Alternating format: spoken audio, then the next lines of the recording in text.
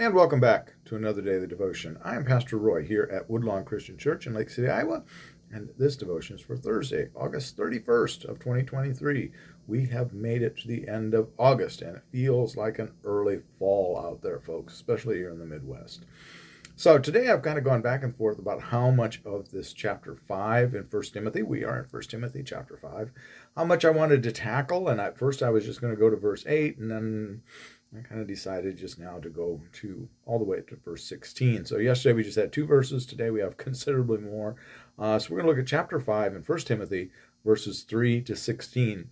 And this whole thing deals with widows. We're talking about charity towards widows. And a big part of the charity in the ancient world was towards widows and orphans. Okay, those that were unable to take care of themselves. That was the point. And that's very much discussed in these verses about who is actually has some means of being taken care of or of taking care of themselves. Cool. All right, so without further ado, let's look at verses 3 to 16 in chapter 5 of 1 Timothy. Honor widows who are real widows. If a widow has children or grandchildren, let them first learn their religious duty to their own family and make some return to their parents, for this is acceptable in the sight of God. She who is a real widow and is left all alone has set her hope on God and continues in supplications and prayers night and day. Whereas she who is self-indulgent is dead even while she lives. Command this so that they may be without reproach.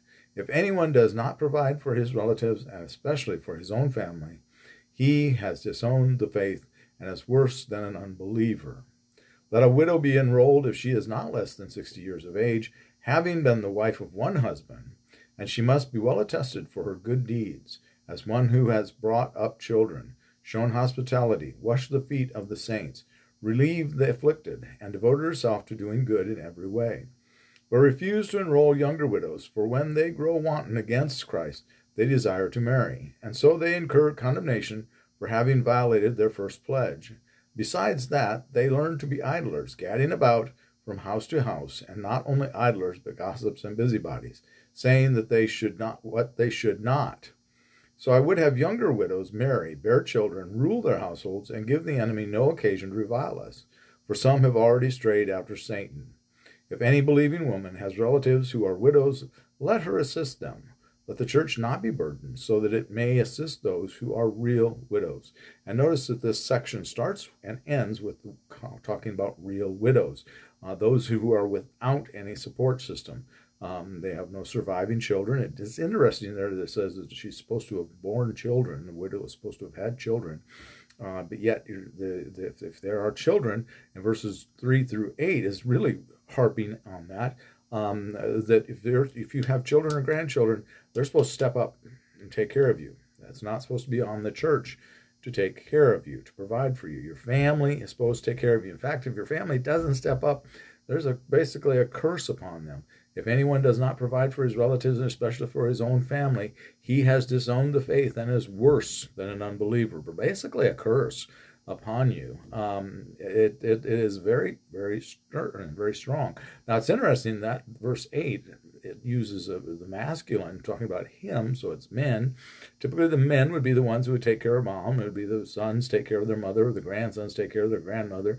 That would typically be. But at the end it does say in verse 16, if any believing woman has relatives who are widows, let her assist them. So the women are supposed to help too. It's not like it's just all on the men. So if you're a daughter and you have means to take care of your mother, or if you're a granddaughter and you have means to take care of your grandmother, you're supposed to step up and you're supposed to do the right thing. That's what you are called to do. And again, there is actually, at least for the men, and we could debate whether it's for the women as well, there's actually Paul or whoever wrote this letter, if we want to argue about that yet, there seems to be a curse. Now, Paul does call on curses on people at different times, so that is an interesting thing for sure. And the point there is that if you can't love your own relative, how can you love God? We're reminded of in 1 John chapter 4 verse 20, whoever claims to love God yet hates a neighbor or a brother or sister is a liar. For whoever does not love their brother or sister whom they have seen cannot love God whom they have not seen.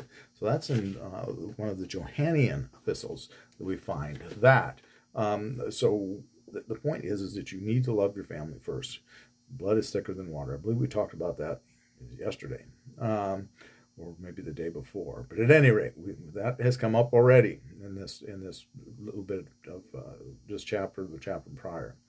The widows, if there is a way for her to be taken care of, if she's younger, she's supposed to get remarried. It's interesting, this is not less than 60 years of age. That seems a little high given the time of year. And certainly at that age, at 50 in those days, they wouldn't have been having children, more than likely.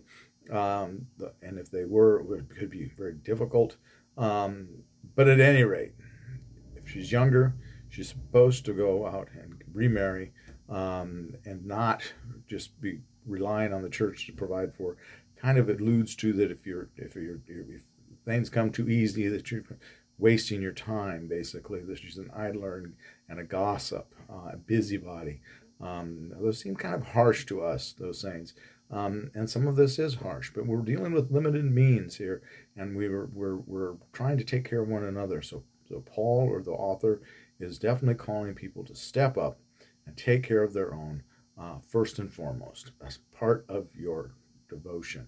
Something we don't necessarily do in this day and age, something that's kind of fallen out of fashion, so to say.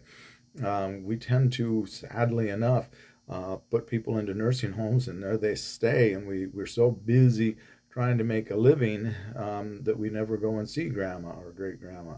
And we don't have the ability to take care of them. And part of that could be a problem of we just prolong life so long with medical interventions, and we could get into that ethical debate, but we're not going to do that. But the point is that you're supposed to at least be there doing what you can to take care of them.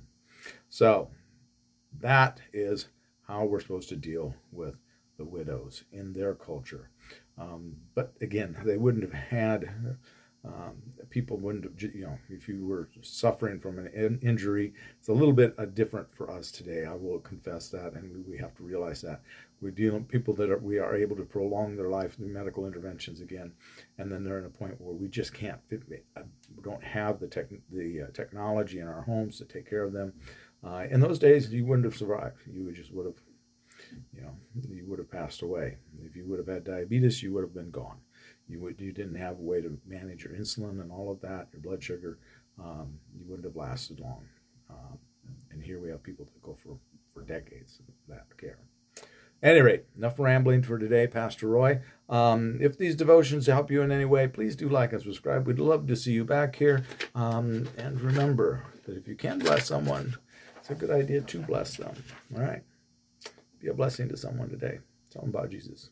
Take care. God bless. Bye-bye.